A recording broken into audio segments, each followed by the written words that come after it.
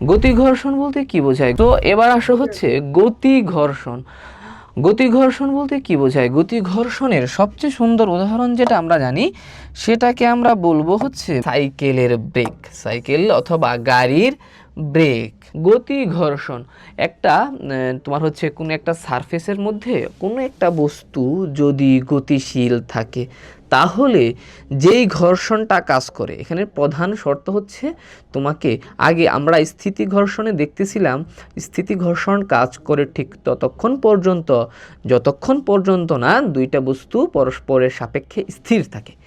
আর গতি ঘর্ষণ তাহলে কি হবে? গতি ঘর্ষণটা হচ্ছে দুইটা বস্তু তাহলে পরস্পরের সাপেক্ষে গতিশীল থাকবে। সিম্পল একটা উদাহরণ তোমাকে আমি দেই। তুমি সাইকেল চালাচ্ছ অথবা ধরো তুমি বাইক চালাচ্ছ, তুমি সাইকেলের প্যাডেল করা অফ করে দাও, তুমি সাইকেলের প্যাডেল করাটা অফ করে দাও, অথবা তুমি বাইকের যে অ্যাক্সিলারেটর পিক আপ দিচ্ছ না, পিক আপ দেওয়া বন্ধ করে দাও।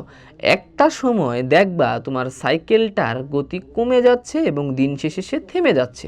অথবা গাড়িটা বা মোটর সাইকেলটাও কী হইতেছে, যদি তুমি অ্যাক্সিলারেটরে চাপ না দাও, অ্যাক্সিলারেশন না দাও, যদি তাকে তুমি কি করো না করো, পিক আপ না দাও, তাহলে ওটাও আস্তে আস্তে চলতে একটা সময় থেমে যাবে।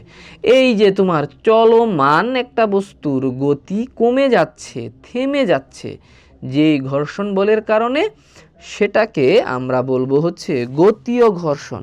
অর্থাৎ যেই ঘর্ষণটা কোনো একটা বস্তু যখন গতিশীল থাকে তখন যেই ঘর্ষণ বলটা কাজ করে।